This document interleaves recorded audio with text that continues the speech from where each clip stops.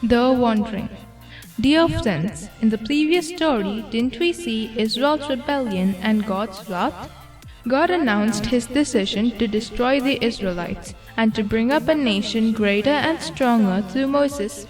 Moses, whom God attested to be the most humble person on earth, stood between God and the Israelites. Moses pleaded with God to forgive the sins of the Israelites. The Lord is slow to anger and abounding in love and forgiving sin and rebellion. So God decided to forgive the Israelites as per Moses' request. God's anger lasts only a moment, but his favor lasts a lifetime.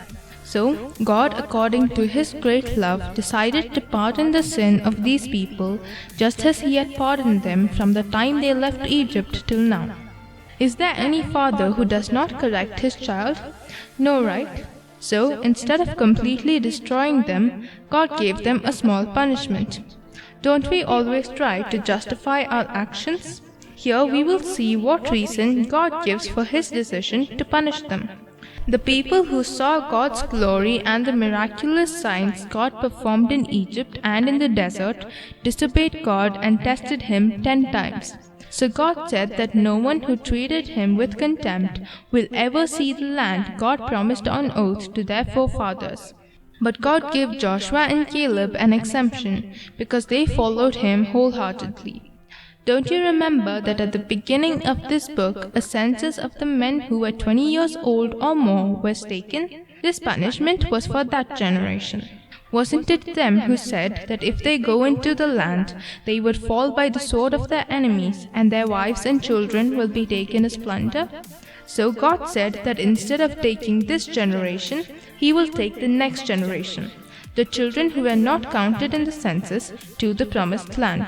God commanded them to turn back and set out towards the desert along the route to the Red Sea. So the promised land which was in their eyesight has now gone far from them.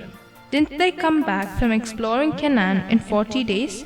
According to the number of days in which they spied out the land, 40 days, they shall bear their iniquity and know God's displeasure for 40 years, a year for each day. And their children shall be shepherds in the wilderness for 40 years. In that time, all who banded together against God will die in the desert. The men Moses sent to explore the land and returned and spread a bad report about it and made the whole community grumble against God died of a plague before the Lord. Hearing the word of God, the Israelites mourned bitterly. Early the next morning, they went up towards the high hill country, but Moses tried to stop them.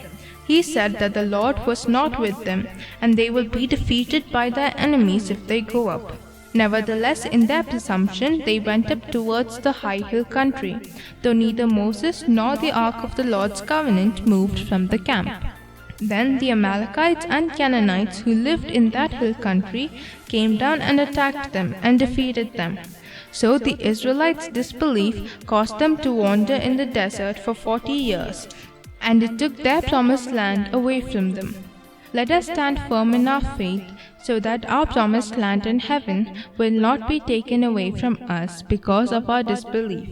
We will see what happened in their desert wanderings in the upcoming videos. God bless you.